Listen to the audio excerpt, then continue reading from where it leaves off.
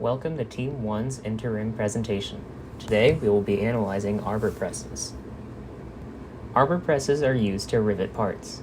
Some examples are press-fit bushings and press-fit bearings. The user positions the part below the ram head, cranks the handle to press the parts, then releases the handle to release the parts. We estimate the annual demand for arbor presses to be 200,000 units, with a compound annual growth rate of 4%. We estimate our annual production volume to be 50,000 units. Our primary market is the machining market. Our secondary market is the home improvement market. Industry and education are the primary markets because they use arbor presses for high production volume assemblies and will likely have many concurrent presses running at once. DIY is our secondary market because they use arbor presses for single run assemblies and will likely only own a single press. The fast diagram here describes the functions the arbor press must perform to achieve its task function, which is press parts.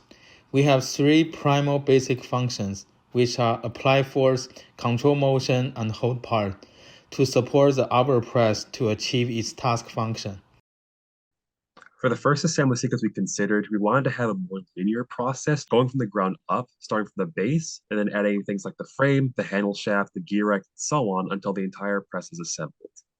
For the second sequence, we ended up having something a bit more parallel, trying to handle both the base and the frame simultaneously, with the frame having the majority of the other parts, such as the handle shaft, shaft key, and gear. The gear rack and rod subassemblies are still relatively the same. To compare the two, we took a look at evaluating things like transferring and handling, locating parts, and fastening. And we found that the first sequence is much more easy to accomplish, and it will be much less time consuming compared to the second, mainly because having a linear sequence starting from the base gives so much support and gives a lot more leeway in assembling, while the second one does not have much benefit at all. This is the function component mapping matrix.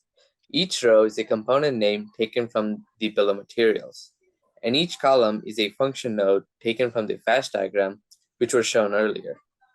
Some components accomplish multiple functions by itself. For example, the base helps in allowing portability, supporting weight, and supporting geometry. Sometimes multiple components work together for a single function.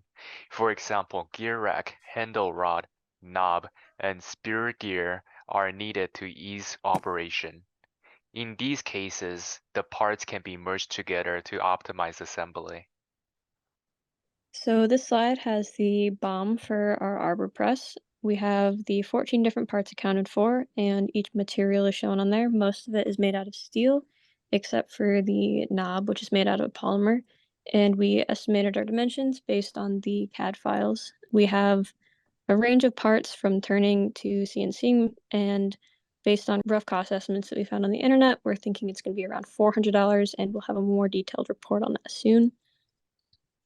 For our quad chart, we mapped each of the parts that we're using in the arbor press by importance of cost and functional importance.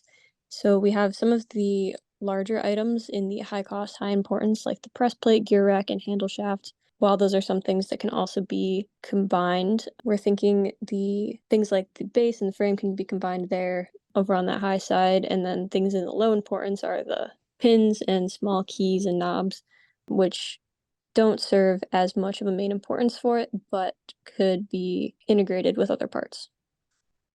This is the function differentiation table. It distinguishes what functions are shared by all versions of the product versus what can change between each one. In this case, support functions such as portability and operation can be different because they are not essential to the functioning of the press. However, other functions like directing the force, converting motion, and approaching the part are must-haves and cannot change from variant to variant. This is component commonality table.